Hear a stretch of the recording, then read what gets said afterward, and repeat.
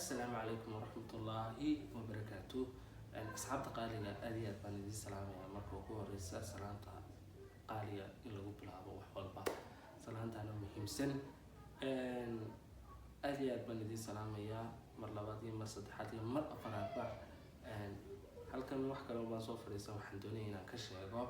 إن هسي لي لسك عن سكداي عن أصحابتي ده وقت يلا قادم طونه إن شاء الله تعالى هدي إلهي إنمو waxaanan idii soo tabin doonaa insha allah barnaamijyo kala duwan barnaamijyo ma dhammaanaan barnaamijyo kala duwan oo xiiso leh oo aad idinka iyo dadka idinka dambeeyaba aad ka heli doontaan insha allah dadka idinka dambeeya ilaahay baa og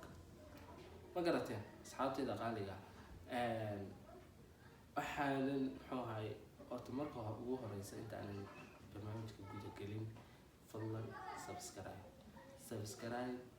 like share comment haddaad hore iila joogtay like adigoo raaliya like saar fadlan share-tana asxaabtaada la wadaag si ay iila socdaan maalin walba ama ay videoga cusub aan soo dhigayba ay kula socdaan gambalaalkana furta insha allah commentigana barnaamijyada aad dooneysaan inaan kasoo hadlo ama qofka aad dooneysaan inaan bartaa soo fariisiiyo ayaad iiga soo sheegi doontaan iyo wixii kale dhiirigelinaba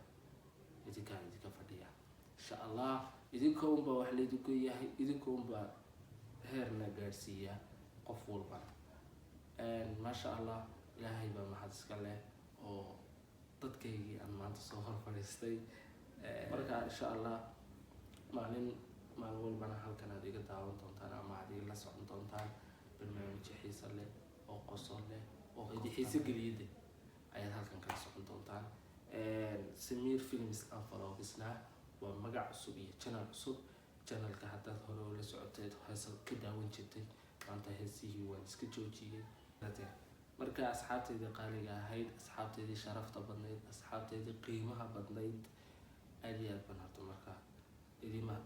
idinka mahadnaqaya saad ii garab taagantihiin markanoo keliya tan maaha mar walba saa ii garab taagnaada insha allah youtuberada Somaliland cidaad jeceshihiin cid halkan aad dooneysaan inaad soo fadhiisiiyo ii sheegtaad kaftankiisa iyo qosalkiisa iyo dee hidiisa aad ka heshaan halkeed commentiga igu soo qora saas isla socod wanaagsan fadlan like share comment wahalkiina